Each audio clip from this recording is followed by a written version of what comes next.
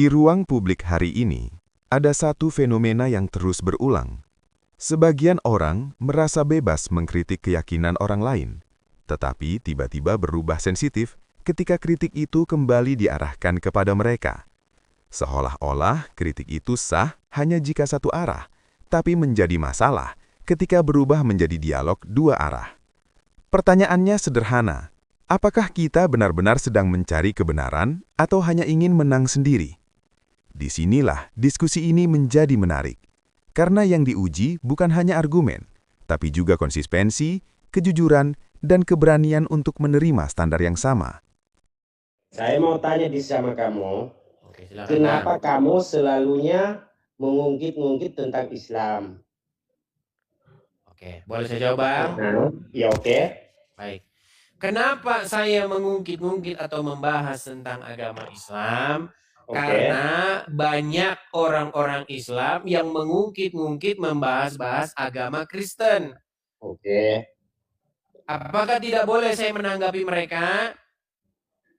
Oke, bisa. Tapi aku mau ngomong dulu, karena kamu terlalu ngomongnya itu, sedangkan apa itu siapa tadi kamu diomongin Ustadz Somad katanya selalunya mengungkit tentang Islam, sedangkan dia bala kan kamu ngomongnya seperti itu kan Ustadz Somad, bener?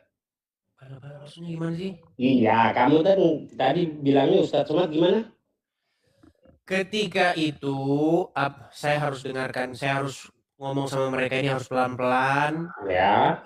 Jelas biar mereka nangkap. Soalnya ya memang agak kurang. Mohon maaf ya, memang mereka ini agak-agak kurang ininya. Gini, waktu itu Ustadz Abdul Somad di dalam sebuah masjid, dia ditanya oleh seorang jamaah.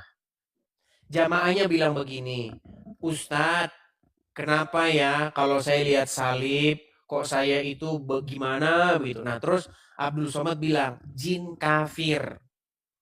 Nah, jin kafir itu di dalam salib itu dia manggil-manggil, katanya begini, manggilnya jin kafir itu begini, haleluya.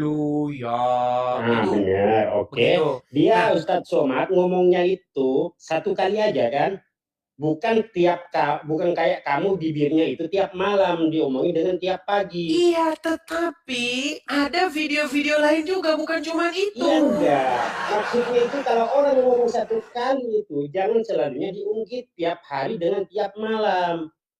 Baik, apakah dengan kamu, karena kan kamu ini mau dapat follower saja kan, biar orang menonton kamu yang banyak, biar kamu dapat duit. Oke, bisa saya jawab? Oke, bisa. Baik, pertanyaan saya begini, waktu Abdul Somad bilang seperti itu, direkam atau tidak? Oke, direkam. Oke, dimasukkan ke video-video, ke TikTok, kemana-mana atau tidak? Iya, masuk. Oke, berarti jadi orang menonton berkali-kali enggak? Orang lihat-lihat terus enggak? Ya enggak, dia orang baru menontonnya satu kali atau dua kali. Kalau kamu setiap malam dengan setiap pagi. Iya. Karena kamu ingin tahu, ingin ada orang nonton kamu biar kamu followernya banyak, biar dapat duit. Karena kamu kan pekerjaannya kan seperti ini. Memang anjing betul kamu mulutnya. Baik, saya akan tunjukkan ya. Saya akan tunjukkan apa yang dilakukan Abdul Somad itu bukan sekali dua kali. Sebentar. Kita kasih lihat ya. Sabar ya. Oke. Ini pernyataan Abdul Somad lagi.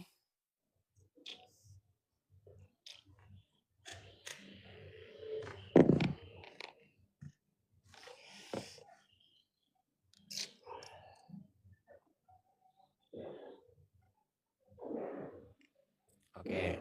Ini banyak ya, bukan cuma satu dua, banyak. Perhatikan. Iya, aku ingin tahu kebanyakannya itu seperti apa. Lebih banyak kamu ngomongnya atau lebih banyak dia? Bentar. Oke. Anda lihat ini? Oke, lihat. Ini siapa? Tahun berapa itu dulu? Bulan berapa itu dulu? Bulan berapa dulu? Ini siapa? Iya, Ustadz Somad. Yang ngomong tahun berapa dengan bulan berapa? Oke, memangnya ada masalah kalau bulan sekian nggak boleh dibahas Ya itu? memang ada masalah karena kami selalu setiap hari dengan setiap detik diomongin kayak seperti itu. Loh, ya nggak apa-apa, menanggapi Iya, orang bagi biasanya kami tidak nggak apa-apa, muncul-muncul. maksudnya. Makanya mereka Bagi ini aku teman-teman Islam ya, nggak enak. ngomongin Islam agama orang nomor anjing. satu, giliran ditanggapin kejam. Iya, kalau bagi aku karena aku orang Islam yang nggak terima, anjing. Loh, kalau tidak terima, kenapa kalian membahas-bahas agama Kristen?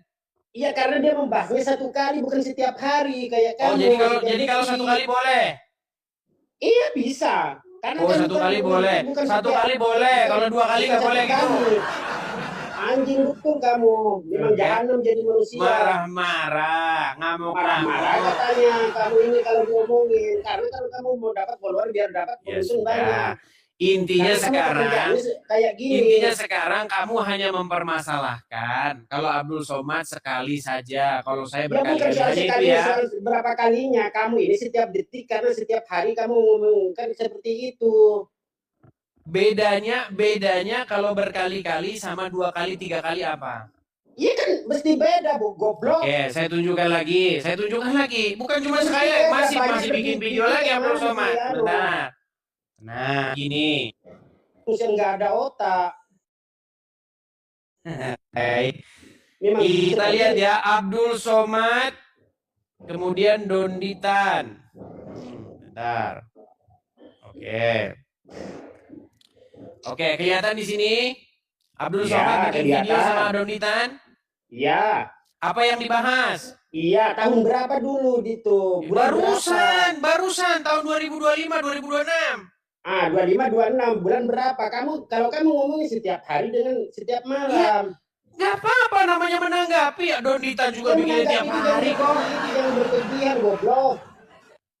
Saya tidak berlebihan. Donditan. Oke, kita buka. Sebentar, kita buka nih. Donditan. Sebentar. Udahlah, kamu tidur sana. Matilah kan. Jangan lari. Bukan aku lari, goblok. Jangan lari. Nih. Jangan lari. Nih. Kabur.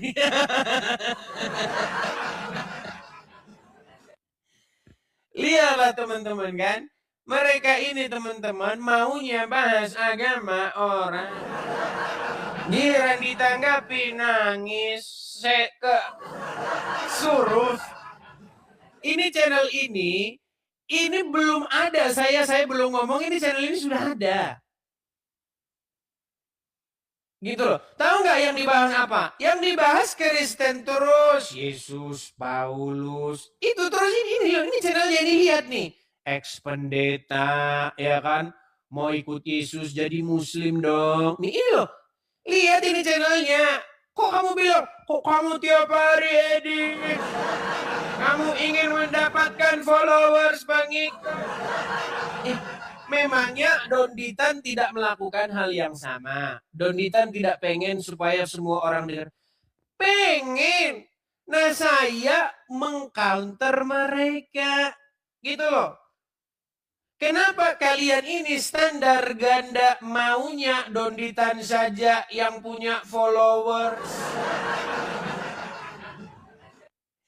Memang teman-teman ya, IQ mereka itu agak lain. Kan sudah saya bilang. Mereka ini agak lain teman-teman. Makanya saya sudah mengatakan kepada kalian. Menyembuhkan mereka ini harus dilakukan yang namanya terapi berkali-kali. Kalau cuma sekali nggak sembuh. Gimana? Edis, kamu melakukannya tiap hari. Coba kamu lihat Juma, dia melakukannya tiap hari atau enggak? Kamu lihat Yusuf PI. Dan kalau kalian mau meneliti ya dari kemarin awalnya, yang mulai itu siapa duluan? Kalian duluan. Gimana sih? Kalian duluan yang memulainya, baru muncullah saya sebagai seorang yang menanggapinya. Bagaimana mungkin saya melakukan sekali sementara kalian melakukan berkali-kali? Kalian ngomong 10 kali, ya saya jawab 10 kali. Begitu. Apa yang disampaikan Edis pada dasarnya berdiri di atas satu prinsip yang sangat sederhana. Hak untuk menanggapi. Ketika ia ditanya, kenapa selalu membahas Islam? Jawabannya tidak berputar-putar, karena ada banyak pihak yang terlebih dahulu membahas dan mengkritik kekristenan. Ini bukan provokasi, ini adalah reaksi. Namun yang menjadi masalah bukan pada siapa yang mulai, melainkan pada standar ganda yang digunakan dalam menilai. Di satu sisi, ketika seorang tokoh seperti Abdul Somad menyampaikan pernyataan kontroversial tentang simbol agama lain, itu dianggap wajar, bahkan kadang dibela sebagai ceramah biasa. Tetapi di sisi lain, ketika pernyataan tersebut diangkat kembali, dianalisis dan dikritisi secara berulang, tiba-tiba muncul tuduhan, kenapa diungkit terus? Cuma cari followers, cuma cari uang. Disinilah letak kontradiksinya. Kalau sebuah pernyataan direkam, disebarkan dan dikonsumsi publik berkali-kali, maka secara logika sederhana, ia juga sah untuk ditanggapi berkali-kali. Karena dampaknya pun tidak berhenti di satu waktu. Ia terus hidup, terus mempengaruhi, terus membentuk opini. Jadi persoalannya bukan berapa kali dibahas, tetapi apakah isi pernyataan itu layak untuk dikritisi atau tidak. Sayangnya alih-alih menjawab substansi, yang terjadi justru serangan personal, tuduhan motif ekonomi, hinaan, bahkan emosi yang meledak-ledak. Padahal jika argumen memang kuat, seharusnya cukup dijawab dengan argumen, bukan dengan kemarahan. Edis kemudian menunjukkan sesuatu yang sering diabaikan, bahwa fenomena ini bukan satu arah. Ada banyak kanal, banyak konten, bahkan individu seperti Donny Tan yang secara konsisten membahas dan mengkritik kekristenan, bahkan menjadikannya tema utama. Artinya, jika logika yang dipakai adalah tidak boleh membahas agama lain berulang-ulang, maka aturan itu seharusnya berlaku untuk semua pihak. Namun kenyataannya tidak demikian. Yang terjadi adalah selektivitas. Ketika pihak sendiri berbicara, dianggap dakwah. Ketika pihak lain menjawab, dianggap menyerang. Inilah yang disebut sebagai standar ganda dalam beragama.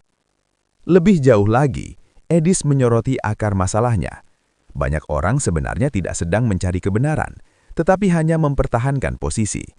Maka diskusi berubah menjadi ajang pembelaan diri, bukan pencarian fakta. Argumen tidak lagi diuji, melainkan dilindungi. Padahal dalam diskusi yang sehat, prinsipnya jelas. Kalau Anda boleh berbicara, maka orang lain juga boleh menjawab. Kalau Anda boleh mengkritik, maka Anda juga harus siap dikritik. Tidak ada ruang untuk hak istimewa dalam kebenaran. Pada akhirnya, persoalan ini bukan tentang siapa yang paling sering bicara, tapi siapa yang paling konsisten dengan prinsipnya. Kalau Anda merasa tidak nyaman ketika keyakinan Anda dibahas, mungkin pertanyaannya bukan kenapa orang lain membahas, tetapi kenapa kita memulai membahas keyakinan orang lain. Karena kebenaran tidak takut diuji, dan kejujuran tidak membutuhkan standar ganda. Jadi sekarang pilihannya jelas. Apakah kita ingin berdiskusi untuk mencari kebenaran atau sekedar bertahan dalam keyakinan yang tidak boleh disentuh? Karena dalam ruang dialog yang jujur, satu hal pasti, yang tidak konsisten, cepat atau lambat akan terbongkar dengan sendirinya.